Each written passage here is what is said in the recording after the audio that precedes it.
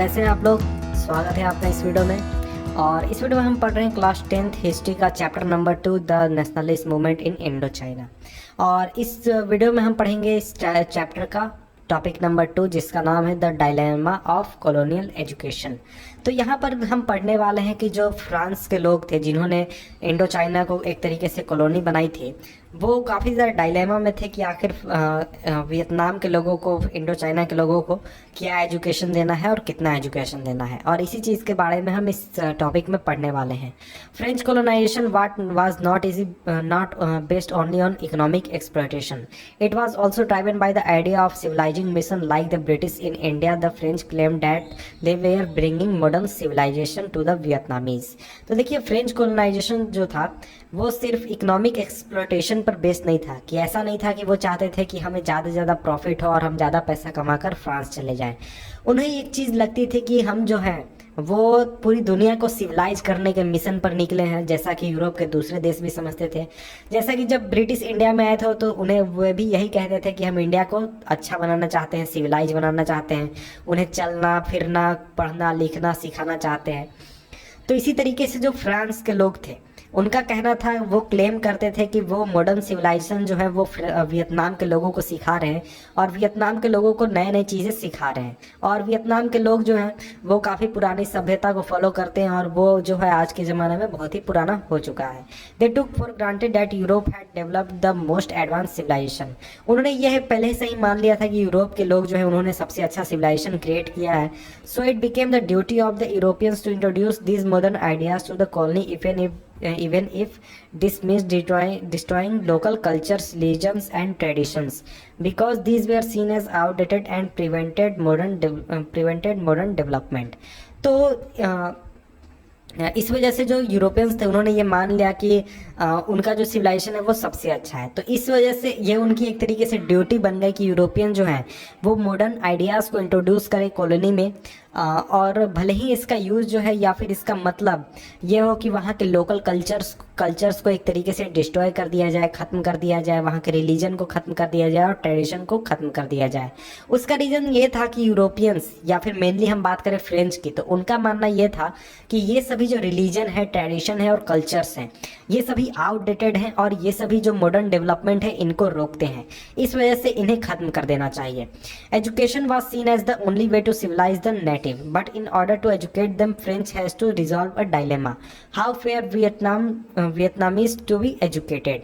तो देखिए, एजुकेशन जो है वही एक चीज़ था जो कि उनके अनुसार माना जाता था कि ये सिविलाइज कर सकता है जो नेटिव वियतनाम के रहने वाले लोग हैं उन लोगों को। लेकिन वियतनामीज को एजुकेट करने के लिए आखिर फ्रांस के लोगों को, जो रूलर्स थे, उनको एक डायलेमा रिजॉल्व करना था कि आखिर वियतनाम के लोगों को, जो वियतनामीज थे, उन्हें कितना एजुकेशन देना है। The French needed an educated local level force, but they fear that education might create problems. Once educated the Vietnamese may begin to question the colonial domination. तो जो फ्रेंच लोग थे या फिर जो फ्रेंच रूलर्स थे जो कि यहाँ पर रूल कर रहे थे या फिर फ्रेंच बिजनेसमैन थे, उन्हें एजुकेटेड लेवल फोर्स चाहिए था ताकि वो अच्छा से अच्छा प्रॉफिट कमा सके, कम लेबर कॉस्ट पर उन्हें अच्छा लेबर मिल सके। लेकिन उन्हें एक बात का डर था कि अगर एजुकेशन हमने प्रोवाइड किया तो एजुकेशन जो है वो वियतनाम में काफ़ी ज़्यादा प्रॉब्लम क्रिएट करेगा। उसका रीज़न ये था कि जो वियतनामीज़ हैं अगर वो पढ़ लेंगे तो वो फिर कॉलोनियल डोमिनेशन को, कॉलोनियल रूल को चैलेंज करना शुरू कर देंगे और क्वेश्चन करना शुरू कर देंगे। Moreover, French citizens living in Vietnam called colons began fearing that they might lose their jobs as teachers, shopkeepers, policemen to educated Vietnamese. So they opposed policies that would give the Vietnamese full access to the French education. इसके अलावा जो French citizens थे जो कि Vietnam में रह रहे थे, जिन्हें कोलोन्स कहा जाता था, उन्हें ये डर लगने लगा कि वो अपने जॉब्स लूज कर देंगे, क्योंकि वहाँ पर बहुत सारे फ्रेंच लोग थे जो कि टीचर के रूप में काम कर रहे थे, जो कि शॉपकीपर्स के रूप में काम कर रहे थे, पुलिसमैन के रूप में काम कर रहे थे। और हो सकता था कि ये पोस्ट जो हैं, जो एजुकेटेड वियतनामीज आ जाएं, उनके पास चले जाएं।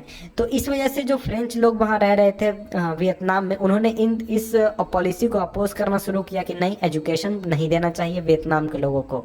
अब इसके बाद है टॉपिक नंबर 2.1 जिसका नाम है talking modern. The French were faced with yet another problem in the shape of education. The elites in Vietnam were powerfully influenced by the Chinese culture. To consolidate their power, the French had to counter this Chinese influence. तो इसके अलावा France के rulers के पास एक और problem आ गई, वो ये थे कि देखिए एजुकेशन में जो वियतनाम के जो एलिट थे वो काफ़ी ज़्यादा इन्फ्लुएंस थे चाइनीज़ कल्चर के द्वारा, और उनको अपने पद को मजबूत करने के लिए, अपने पावर को मजबूत करने के लिए फ्रेंच लोगों को इस चाइनीज़ इन्फ्लुएंस को कम करना था या फिर एक तरीके से ख़त्म करना था. So they systematically dismantled the traditional education system and established French school for the Vietnamese. But this was not easy. Chinese, the language used by the elites so far, had to be replaced, but what was to take its place? Was the language to be Vietnamese और French? तो देखिए उन्होंने systematically traditional जो educational system था उसको ख़त्म करना शुरू किया और उसके जगह पर फ्रेंच स्कूल बनाने शुरू किए ताकि वियतनामीज़ को एजुकेशन दिया जा सके. लेकिन ये इतना ज़्यादा आसान नहीं था. उसका रीज़न ये था कि जो चाइनीज़ लैंग्वेज यूज़ किया जाता था एलिट लोगों के द्वारा, आखिर उसको जब रिप्लेस किया जाए तो आखिर किस लैंग्वेज से रिप्लेस किया जाए? उसके जगह पर वियतनामीज़ पढ़ाया जाए या फिर उसके जगह पर फ्रेंच पढ़ाया जाए? There were two broad opinions on this question. Some policy makers emphasized that the need to use the French language as the medium of instruction. By learning the French language, they felt the Vietnamese would be introduced to the culture and civilization of the France. This would help create an Asiatic France solidify to European France. तो इस बात को लेकर कि आखिर Vietnamese पढ़ाना चाहिए या फिर फ्रेंच पढ़ाना चाहिए, दो तरह के ओपिनियंस थे. कुछ पॉलिसी मेकर्स जो थे वो इम्फेसाइज करते थे कि हमें फ्रेंच लैंग्वेज को यूज़ करना चाहिए सिखाने के लिए, पढ़ाने के लिए, और अगर वियतनाम के लोग इस लैंग्वेज को सीख लेते हैं तो वियतनाम के जो लोग हैं वो फ्रांस के कल्चर से, फ्रांस के सिविलाइजेशन से काफ़ी ज़्यादा एक तरीके से जान पहचान उनका हो जाएगा, और इस वजह से जो एक तरीके से एशियाटिक फ्रांस है यानी कि वियतनाम, वो और यूरोपियन फ्रांस जो है इनके बीच में जो रिलेशनशिप है वो काफ़ी ज़्यादा मजबूत होगा और काफ़ी ज़्यादा अच्छा होगा. The educated people in Vietnam would respect French sentiments and ideals, see the superiority of French culture and work for the French. Others were opposed to the French being the only medium of instruction. तो अगर हम इस तरीके के education, French को language को use करके education provide करें तो वियतनाम के जो लोग हैं वो फ्रेंच सेंटीमेंट को, फ्रेंच आइडियल्स को रिस्पेक्ट करना शुरू करेंगे, और फ्रांस का जो सुपेरियरिटी है, फ्रांस कल्चर को सुपीरियर समझना शुरू करेंगे और फ्रांस के लोगों के लिए काम करना शुरू करेंगे. उन्हें वो ज़्यादा अच्छा समझेंगे और उन्हें लगेगा कि उनका जो सिविलाइजेशन है उसके मुकाबले फ्रेंच सिविलाइजेशन जो है वो काफ़ी अच्छा है. इसके अलावा जो दूसरे लोग थे वो इस आइडिया से काफ़ी ज़्यादा अपोज कर रहे थे कि नहीं, फ्रेंच को केवल मीडियम के रूप में यूज़ नहीं करना चाहिए. They suggested that Vietnamese be taught in lower class and French in the higher class. उन्होंने इस तरीके का सजेशन दिया कि वियतनामीज जो है लैंग्वेज उसको लोअर क्लास में सिखाना चाहिए और हायर क्लास में हमें फ्रेंच सिखाना चाहिए. The few who learned the French and acquired French culture would be rewarded with French citizenship. और उसमें से कुछ लोग जो कि फ्रेंच सीख लेंगे और फ्रेंच कल्चर को अच्छी तरह से जान लेंगे और उसे एक्सेप्ट कर लेंगे, उन्हें फ्रेंच सिटीजनशिप के साथ हमें अवार्ड करना चाहिए. However, only the Vietnamese elite comprising a small fraction of the population could enroll in the school, and only a few among those admitted ultimately passed the school leaving examination. This was largely because of the deliberate policy of failing students, particularly in the final year, so that they could not qualify for better paid jobs. Usually as many as 2/3 of students failed. In 1925, in a population of 17 million, there were less than 400 who passed the examination. तो देखिए जो Vietnamese elite थे जो कि population का बहुत ही एक छोटा सा हिस्सा था, वही स्कूल में जा सकते थे, वही स्कूल में दाखिला ले सकते थे, और इसके अलावा बहुत ही कम अमाउंट में जो स्टूडेंट्स थे वो अल्टीमेटली पास करते थे और स्कूल लिविंग एग्जामिनेशन देते थे. उसका रीज़न ये था कि जो फ्रेंच एजुकेटर्स थे वो जानबूझकर स्टूडेंट्स को फेल कर देते थे और मेनली वो फाइनल ईयर में फेल करते थे ताकि जो बेटर पेड जॉब है, अच्छे जॉब्स है, उनके लिए वो क्वालिफाई नहीं कर सके. यूजुअली जो 2/3 स्टूडेंट्स थे वो फेल कर जाते थे फाइनल एग्जामिनेशन में या फिर सभी एग्जामिनेशन में। और फॉर एग्जांपल आप देख लें 1925 में जब पॉपुलेशन थी करीब 17 मिलियन, उस समय में करीब 400 स्टूडेंट्स थे जिन्होंने इस एग्जामिनेशन को पास किया था। School textbook glorified the French and justified colonial rule. The Vietnamese were represented as primitive and backward, capable of manual labor but not of intellectual reflection. They could work in the field but not rule themselves. They were skilled copyists but not creative. तो देखिए जो school text book बनाए गए France educators द्वारा schools में पढ़ाने के लिए, उन्होंने जो कॉलोनियल रूल था, फ्रांस का जो कॉलोनियल रूल था, उसको जस्टिफाई करना शुरू किया कि हाँ ये जो चीज़ है ये सही है, ऐसा ही होना चाहिए, इसके खिलाफ नहीं बोलना चाहिए। और इसके अलावा जो वियतनामीज थे उन्हें रिप्रेजेंट किया जाने लगा बैकवर्ड पीपल के रूप में कि वो काफ़ी बेवकूफ़ हैं, उन्हें काफ़ी पिछड़े हैं, उनको सही चीज़ का पता नहीं है, सही जानकारी नहीं है, और वो सिर्फ मैनुअल लेबर के रूप में काम कर सकते हैं और इंटेलेक्चुअल के रूप में काम नहीं कर सकते हैं, और वो सिर्फ फील्ड के रूप में काम कर सकते हैं, और वो एक कॉपिस्ट के रूप में काम कर सकते हैं, और वो जो है क्रिएटिविटी उनके अंदर नहीं है। इस तरीके की चीज स्कूल्स में पढ़ाए जाने लगे। School children were told that the only French rule could ensure peace in Vietnam since the establishment of French rule the Vietnamese peasants no longer lives in constant terror of pirates. Calm is complete and peasants can work with a good heart. तो देखिए school children's को ऐसा बताया जाने लगा कि France का French जो रूल था, कॉलोनियल रूल, वही वियतनाम में शांति बनाकर रख सकता है। और जब से फ्रेंच रूल आया है तब से वियतनामी जो पेजेंट्स हैं उन्हें किसी भी तरीके के लुटेरों डकैतों से परेशान होने की ज़रूरत नहीं है, और अच्छी तरह से उन्हें शांति है। और इसके अलावा पेजेंट जो हैं वो दिल लगाकर एक तरीके से काम कर सकते हैं। इसके बाद अब topic number 2.2 looking modern. The Tonkin Free School was started in 1907 to provide a Western style education. This education included class in science, hygiene and French. These classes were held in evening and had to be paid for separately. तो देखिए ये जो Tonkin free school था ये start किया गया था 1907 में ताकि वेस्टर्न स्टाइल एजुकेशन दिया जा सके। इस एजुकेशन में साइंस पढ़ाया जाता था, हाइजीन सिखाया जाता था और फ्रेंच सिखाया जाता था, और ये क्लासेस शाम में होते थे और इनके लिए पैसे अलग से चुकाने पड़ते थे। The school's approach to what is meant to be modern and is a good example of the thinking prevalent at that time. It was not enough to learn science and Western ideas to be modern. The Vietnamese had to also look modern. तो देखिए ये जो school का approach था ये चीज़ सिखाने के लिए बनाया गया था कि आखिर मॉडर्न क्या होता है, मॉडर्न आप कैसे बन सकते हैं, मॉडर्न क्या होता है, ये चीज़ सिखाने के लिए बनाया जाता था। और उस समय में जो चीज़ प्रचलित थी, और ऐसा ही आपके लिए एक तरीके से इनफ नहीं था कि आप केवल साइंस सीख लें या फिर वेस्टर्न आइडियाज़ आप जान लें। इसके अलावा आपको एक तरीके से मॉडर्न दिखना भी होगा, और इसके लिए आपको बहुत सारी चीज़ें भी करनी होंगी। The school encourage the adoption of western style such as having a short hair cut for the Vietnamese. This means a major break in with their own identity since they traditionally kept long hairs.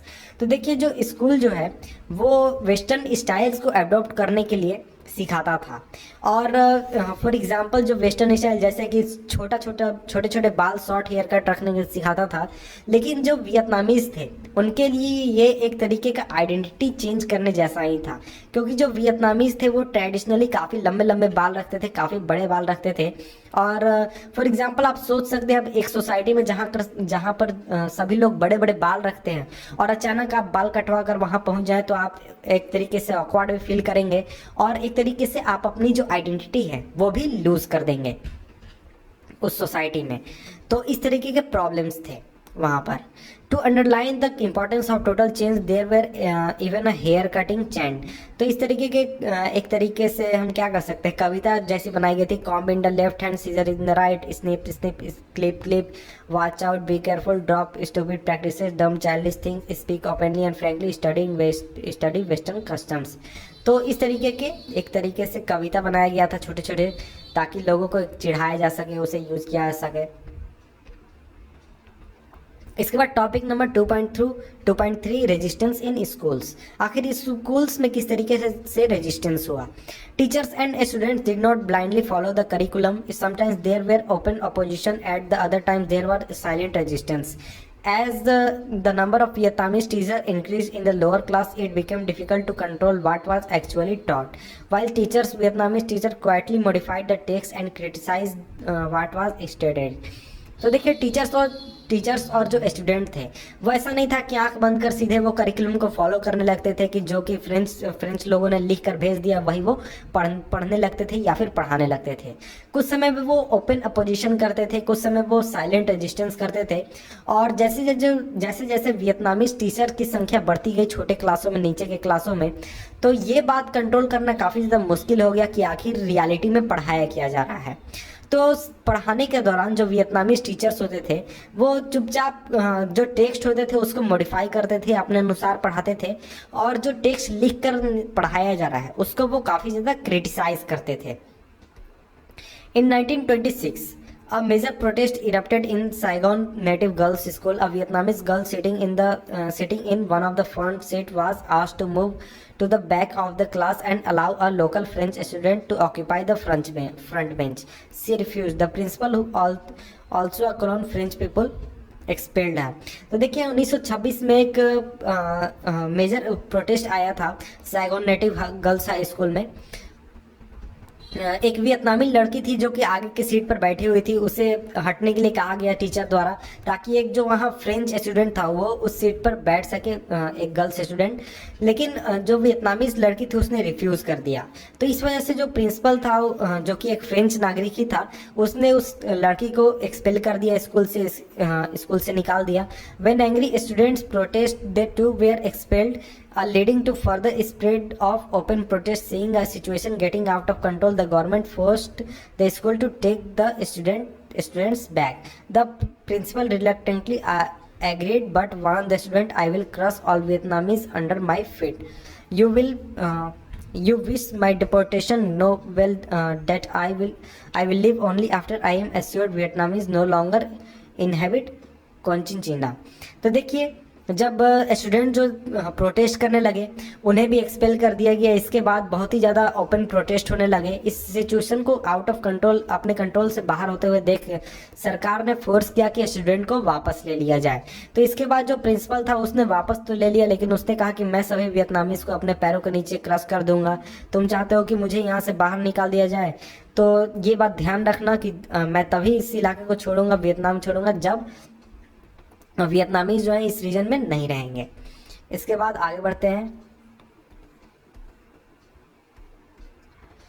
Elsewhere, students fought against the colonial government's effort to prevent the Vietnamese from qualifying for white-collar job. They were inspired by patriotic feelings and conviction that it was duty of the educated to fight for the benefit of society. This brought them into conflict with the French as well as the traditional elite, since both saw their position threatened. तो देखिए बहुत अलग अलग जगहों पर जो student थे उन्होंने फाइट किया कॉलोनियल गवर्नमेंट एफर्ट को, ताकि वो क्योंकि जो कॉलोनियल गवर्नमेंट थी वो प्रिवेंट करना चाहती थी वियतनामीज को, ताकि वो वाइट कलर जॉब में क्वालिफाई कर सके। और उन्हें काफ़ी ज़्यादा इंस्पायर वो हुए थे पेट्रोटिंग फीलिंग से, और इस बात से कि देखिए जो एजुकेटेड लोग हैं उनकी ये जिम्मेदारी है कि वो सोसाइटी के बेनिफिट के लिए फ़ाइट करें। और this brought them into conflict with French, और इस चीज़ ने उन्हें फ्रेंच के साथ का एक तरीके से कन्फ्लिक्ट में लाकर खड़ा कर दिया। और इसके साथ साथ जो ट्रेडिशनल एलिट थे वियतनाम के, उनके साथ भी फाइट में लाकर खड़ा कर दिया, क्योंकि ये जो दोनों लोग थे ये दोनों को लगता था कि इनका जो पोजीशन है वो एक तरीके से खतरे में है। By the 1920s, students were forming various political parties such as party of young Annam, publishing nationalist journal such as Annamese student. तो देखिए इसके बाद 1920 आते आते तक जो स्टूडेंट्स थे उन्होंने अलग अलग पॉलिटिकल पार्टी बनाना शुरू कर दिया, जैसे कि पार्टी ऑफ यंग अन्नान, और इसके अलावा नेशनलिस्ट जर्नल भी वो प्रोड्यूस करने लगे, जैसे कि अनानीज स्टूडेंट्स। और इसके बाद आगे बढ़ते हैं। School thus became an important place for political and cultural battle. The French sought to strengthen their rule in Vietnamese through the control of education. They tried to change the values, norms, and perceptions of the people to make them believe in the superiority of French civilization and the inferiority of the Vietnamese. तो देखिए जो school थे वो बहुत ही important place बन गए political और cultural battle के लिए। जो फ्रेंच थे वो अपने पद को मजबूत करना चाहते थे, प्रेजेंस को मजबूत करना चाहते थे वियतनाम में एजुकेशन को कंट्रोल करके। उन्होंने इस बात की कोशिश की वो वहाँ के वैल्यूज़ को चेंज कर दें, वहाँ के जो नॉर्मल थिंग्स हैं इनको चेंज कर दें, परसेप्शन जो लोगों के हैं उसको चेंज कर दें और उनको ये बिलीफ दिला दें कि फ्रेंच सिविलाइजेशन जो है वो उनके सिविलाइजेशन के मुकाबले ज़्यादा सुपीरियर है और वियतनामीज जो लोग हैं वो काफ़ी ज़्यादा इन्फीरियर हैं। Vietnamese intellectuals, on the other hand, feared that Vietnam was losing not just control over its territory, but its very identity. Its own culture, customs were being devalued, and the people were developing a master-slave mentality. The battle against French colonial education became part of the larger battle against the colonialism and for the independence. तो वहीं जो Vietnamese intellectuals थे वो दूसरे पक्ष में ये समझते थे कि वियतनाम जो है वो सिर्फ अपने टेरिटरी के ऊपर कंट्रोल नहीं खो रहा है बल्कि वो अपनी एक तरीके से आइडेंटिटी खो रहा है। वो कैसे? क्योंकि ये उनका कल्चर कस्टम जो है उसको भी एक तरीके से डीवैल्यू कर किया जा रहा है और जो लोग हैं उनके अंदर मास्टर स्लेव की मेंटालिटी एक तरीके से बनती जा रही है। और ये जो फ्रेंच कॉलोनियल एजुकेशन सिस्टम के खिलाफ जो विरोध था, बैटल था, वो एक तरीके से बहुत बड़ा बैटल बन गया जो कि आगे चलकर कॉलोनियलिज्म के विरोध में बैटल के रूप में बना और इंडिपेंडेंस के समर्थन में एक तरीके से बैटल के रूप में यूज हुआ। इसके बाद हमारा टॉपिक है next 3 hygiene, disease and everyday resistance, जिसको हम पढ़ेंगे नेक्स्ट वीडियो में। आपसे हम नेक्स्ट वीडियो में, तब तक के लिए गुड बाय।